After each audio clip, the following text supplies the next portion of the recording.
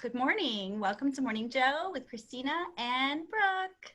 Happy Sunday, everybody. Today we're going to talk about when there's a will, there's a way, especially with technology. Oh, yeah.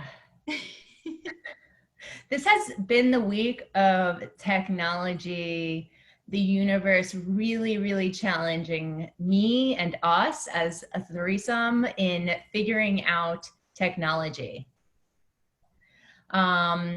What I can share with the viewers is that my technology here at home has not been working to my advantage for the last couple of weeks, right? And I was getting super frustrated because my livelihood, unfortunately, is based off of if I have a web connection and Wi-Fi. So I'm not going to name the provider that I have right now, but what I can tell all of you viewers is that where I am right now in the room that I'm at, I was not receiving Wi-Fi. So I had these like preconceived notions about this company, and I was like, whatever, let's just change companies. Like, it's the easiest thing to do. Like, let's just end the contract and go to this one, right? But instead, my fiance spoke some, words into me, calmed me down a little bit, and was like, no, let's try this. So we tried with the Ethernet cable. That didn't work. Then we went to that internet provider. We needed a new router because our router was pretty old. That didn't work. And then at the same time, we then had a provider come over, and the issue was that the wires in the garage were a little messy. So he had to fix that. And now everything's working. So you didn't switch providers? We did not switch providers, but when there's a will, there's a way. We made it work. It was teamwork. A lot of patience were needed. And it was so easy to want to just give up and say, I'm throwing my hands up. I'm changing providers, and that's it. It's their fault, the blame game, right? Without dissecting the root of the problem, you just make an assumption and say, it's all their fault. I'm out of here. Exactly. And imagine if you had done that and it still was awful. Now you paid like contract cancellation fees, reinstallation fees, and you still have the problem. Exactly. It's a good thing you had that outside perspective to help. Jovi! Way more interesting. Oh, Jovi, hi. Talk about outside perspectives. Yeah, right? That's perspective for you. What's important, right? Yeah, she can give us some words of wisdom. Yeah. But you're right, Christina. Like, I just think that the lesson here for me was take my emotions out of it, separate my emotions.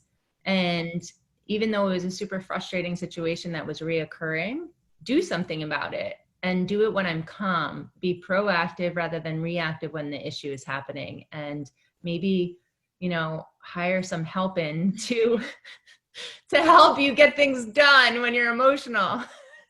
Or a sounding board, someone that you can bounce ideas off of and say like, hey, you're coming up from the outside. I'm in it right now, so I'm not thinking clearly. So can you help me just talk through this or think through this before I react in an emotional way that doesn't fix the problem and could exacerbate it? Exactly. So there's so many things that you guys are saying that are prompting a few different ways that I'm thinking about this. So I think a way to tie all of this back to something that we're always going back to, which I think is important for us as well as for our listeners, is I think what you're talking about, I think when we dig a little bit deep, we're talking about grit and tenacity, right? We're talking about being faced with something that could very easily just cause you to be like, whatever, let me just go do something else, right? But being like, no, like what Gabe said, like, no, we need this. Like, no, we're not going to switch. We're not going to, we're going to stop. We're going to fix this. And even though your example might not be, like, it's very specific, it's kind of like a granular level example, I think it proves the larger thing, the larger idea that when there's something that we care enough about, right? When it's something that we've identified as a priority, it's going to come down to how we react when it's not working, because things are going to not work. Whether it's something as silly or simple as Wi-Fi, which isn't silly for you because it's a major part of how you do what you do, but something as simple as like, oh, my phone's not working, or, you know, it's going a little bit slower, it's not processing, or, man, this job that I got isn't going the way that I thought, or this relationship that I'm in isn't quite working in the way that I was hoping it would. And I think those moments allow us to prioritize or reflect and evaluate, like, wait, is this a thing that I really want? Because if so, I have to be gritty. I have to be tenacious, right? Exactly. So the idea of when there's a will, there's a way. I think it also becomes circular, where yes, where there's a will, there's a way. Like if there's something you really want, you can find a way to do it. But then also, once you find a way to do it, it becomes kind of this, like, wait, now that I can, I feel so much more empowered and motivated to do this thing because I figured out my way through it. So I think there is kind of like this cool dynamic that exists where they're connected, where you can flip them, and it's like, wait, one feeds into the other. Like where there's a will, there's a way. And when I find the way, it encourages me to have more will to do this thing, to continue at it. Exactly. Yeah. And I think what you're saying is really just, it resonates with me because when I coach, I talk to clients about eating the frog, right? And it's that thing where you just don't want to do something, you're putting it off, right? And it could be like a quick text or call or whatever, just like a conversation.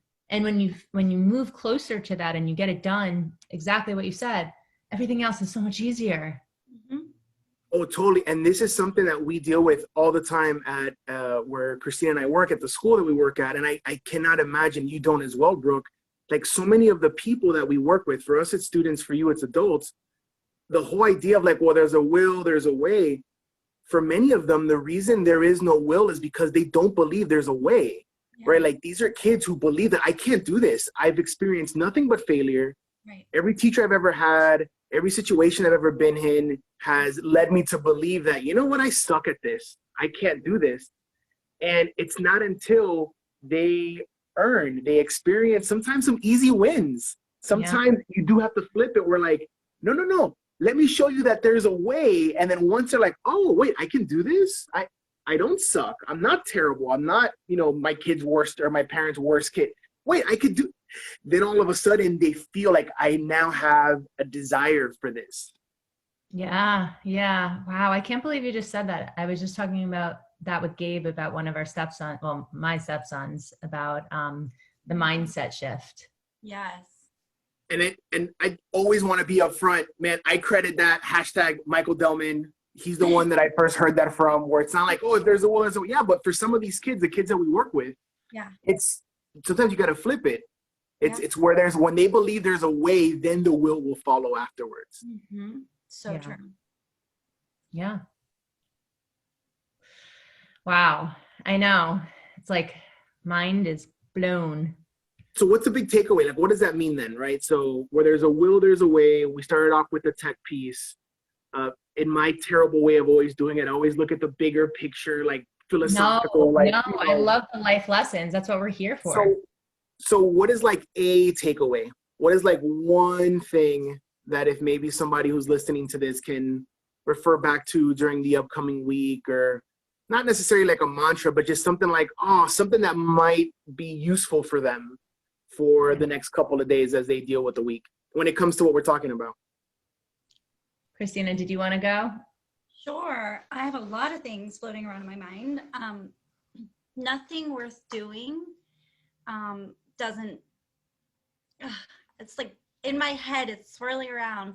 But if you don't want to quit, it's not worth doing.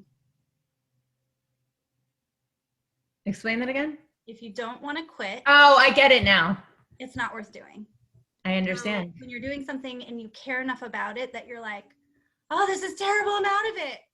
I'm done. It's over. Hold on a second. I really care about this, and it's pushing me and it's helping me to grow. And that that feeling of, oh my gosh, I can't do this, means you have to pick it up and keep going. You have to find the will and think about those small successes, the celebrations, everywhere you've come from. And where there's a will, there's a way. I'm going to challenge what you just said, if you don't mind. Yeah, totally. I completely agree, but also from another perspective, want to say, if you don't want to do it, if you really don't want to do it and it doesn't match with your priorities, you have to recheck yourself for a second. Like, how important is this to you? If it's not that important, then I don't want to say quit, but like cut your losses, right? Yep. I love that you came in there. Oh, Knowing when to quit. So there's that balance, and figuring out if it ties into your life's missions, like we talked about last week. And if it doesn't, and you want to quit every day all the time, well, then there's not enough good there, and you have to cut your losses. Absolutely. Yeah. Joe, what were you going to say? no, I was just gonna. I think you guys already covered it. No, that just the way that Christina said what she said kind of prompted me to take it in a way of like, if you find yourself at a place where you're like, screw this, I'm done, I don't really care. No, wait, you do.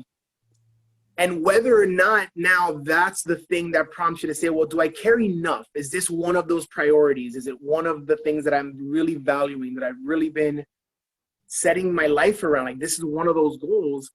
Then I just love the question and the way that Christina, or not the question, I love the way that Christina phrased it, because for me, it strikes that perfect balance between the reality of the moment of like, wait, this is a cool opportunity to check in. You do care about this thing, right? But yet also on the other piece of like, but do I care about it enough? Maybe I don't need to care about this enough. And anytime anything causes me to stop and think and reflect, I'm all in for that. So I love Christina's comment. Yeah. It's huge. Yeah. So many awesome things. When there's a will, there's a way. And on one of my favorite shows, Parks and Recs, last night, that was an accountant joke to a lawyer joke. When there's a will, lawyer, there's a way. He didn't like the pun, but I did. Great.